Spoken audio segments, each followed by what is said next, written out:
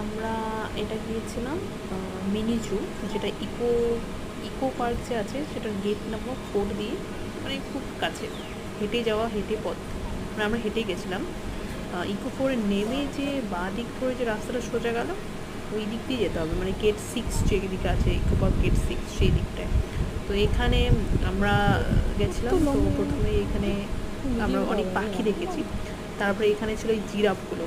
ওরা প্রথমে তো অনেকক্ষণ দাঁড়িয়েছিলাম, বেরোচ্ছিল না। তারপর যাই হোক আমাদেরকে একটু দয়া করলে ওই ভেতরে 2-3টে জিরাফ ছিল।